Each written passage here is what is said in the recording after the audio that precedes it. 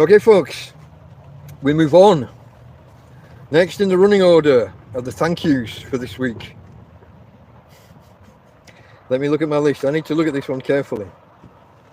Okay.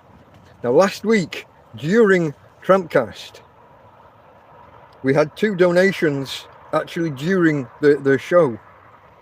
Helen and Bella, Belinda. I don't know how many names you need. But thank you both very much for the donations. And I think at least one of them came with the for alcohol kind of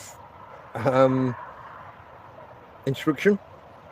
So that, along with my friend Karen, who's also contributed towards the beer fund for this particular episode. Thank you, guys and gals. Well, girls so far, isn't it? Thank you, girls. Now, cheers. Cheers to all of the people who I'm saying thanks to. I'm having to shout, folks, because the phones are further away than normal, and this microphone can be a little bit quiet. And so I need to lubricate the throat a bit more. Now, also this week, we have a new member of the €20 Plus Club, Sven. Thank you. And I'm enjoying reading the emails so far and answering them. I answered one this morning. It might have been there a couple of days. Guys, you can email me anytime, but it'll probably take me 2 or 3 days to get around to checking the email account. DeltaMikeTorrevieja @gmail.com. I welcome your emails. Open up a direct channel of communication. It's fairly direct. It's not in public. It's not in YouTube comments or in the chat in a live stream. You want to talk to me directly?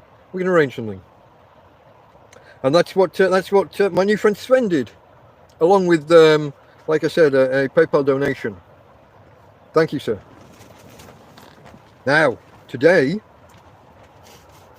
whilst I was preparing my TrampCast notes, we had some visitors at the camp here, and I wrote their names down because I'm terrible with names. I had to ask 3 times while we were out there talking, and as soon as they left, I wrote them down straight away because otherwise I wouldn't know them. So, Anthony, Ronan, and Linda. Hello, my new friends. And they came to the camp and left a small consideration. Again, puts them in the €20 Plus Club. Thank you, guys. Thank you. Now, people, there's one more. I think it's every week. But my friend Karen, who came to, she's back in Spain. She came and trimmed my beard. I didn't want a haircut this time, mainly because I've not washed it since the last one. I don't think I'd washed it then. I'm a bit behind on the hair washing and the conditioning.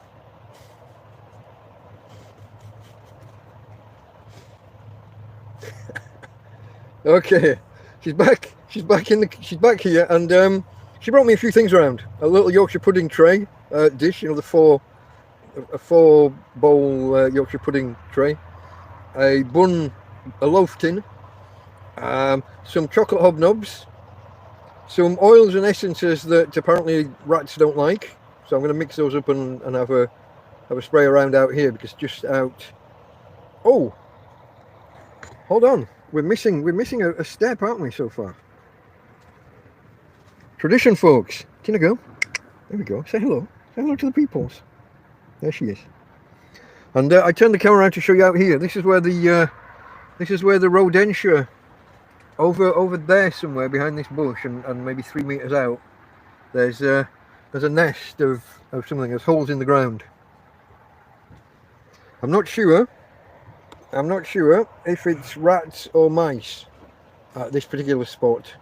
But since I've been pouring noxious liquids down these various holes, we've had a lot less trouble from them. But like I said, Karen's brought me some smellies some oils that they don't like the smell of, apparently.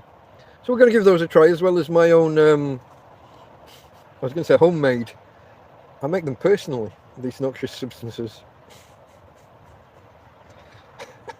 thank you to the person who sent me the tip. I can't remember who it was, but I'll have a look on the emails and thank whoever that was that sent me that tip. It seems to be working, even though science says not. But who knows? Science doesn't know everything, folks. Science isn't a list of settled facts. Science is the process by which we evaluate a list of facts and update them in light of new evidence. If anybody ever tells you the science says, don't shut up. Me included. Science is not settled on anything ever. It's always open for re-evaluation.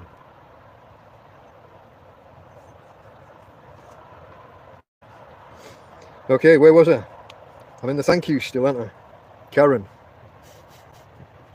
Tangents, folks, tangents. Karen also took me out, was that yesterday? Bloody hell. Because we got talking about something and she decided to take me to look for something because you notice the name of this particular episode. What did I call it? The purchase uncertainty. There's a thing that I'm mulling over. And if I do it, it has consequences. And it needs follow-up steps and other inputs. Now, it would make a remarkable change to my circumstances. But it's a big step, and it means spending your money. The money that's been donated and that I'm sitting on. So it's a big step, and I'm considering it, and I'm considering carefully. But my friend Karen decided to take me out and do some kind of window shopping or maybe even actual shopping. We failed in the actual shopping side, but while we were out, she took me for breakfast, which is the first cooked meal I've had out in, well, since I've been a tramp, I think. Since I've been homeless. 18, 19, 20 months, whatever number we're up to. I don't think... Now, Damien brought me fish and chips here once, so that's, but I'm talking about the first one where I've been at an establishment and eaten. So it's been a while, so thanks for that as well, Karen, and for all the other offers, and for the contribution towards the refreshment fund.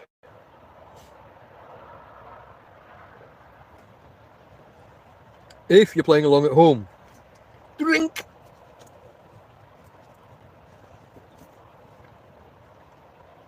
Even you, Christine. Drink!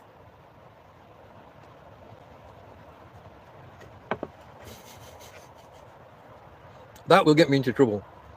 Also, that will lose me subscribers. Hey, like I said last week, for every one of you that says he shouldn't be drinking, it's a disgrace, blah, blah, he's spending our money on booze, there's somebody who sends me money and says, buy booze. I do my best to honour my donors' instructions and requests. Them's the rules, folks. Them's the rules. That's how charity is. You have to honour the what's the word I'm looking for? I haven't got the vocabulary. I'll go with instructions, but it's not the word I was going to go with. You have to honour the instructions of the donor as much as possible. Okay, folks. Oh, one more person to thank. I almost missed that because I wrote it as an aside. There's my friend Mark, who comes round to the camp, I think 3 or 4 times now he's been. And Mark came specifically to check up on whether I was still here after the events of last Sunday, where the Greensleeves tried to move me on. So Mark came around and checked that I was all right, checked that that things are okay. So thank you, Mark. Thank you, my friend. I'm trying to remember, was it this week or previously that you brought the quilt? Was that last week? I don't know if I've thanked you for that already. So I'll say thank you again now, and I'll edit it out when I cut this if I've already done that. No, I won't. I'll leave it in. Show what a clown I am. Bad memory, folks. Bad memory. Okay, guys. I think that is it for the thank yous this week. More next week, hopefully. It's a big purchase, and if I go ahead, guys, it's going to leave me It's going to make things tight on the monetary front, but it's going to change life here in the camp. This is why the uncertainty. This is why the uncertainty. Big step. Big step. And I'm a ponderous person who doesn't make decisions easily. I don't generally make rash decisions. I can sit and steer on things for too long. So anyway, that's what's going to be on in the future. The decision will have to be made sooner or later. Okay, that's it for the thank yous. Again, thank you all. Join me on Sundays for TrampCast. It's the weekly look at the successes, the failures, the happenings in my life as a tramp, a homeless guy, a hobo, living in Torrevieja in Spain. It's at 5 o'clock Spanish time, Central European time. It's at 4 p.m. GMT, UK time. And 10 a.m. US Central time. Love to see you there, folks. Okay. Delta Mike, out.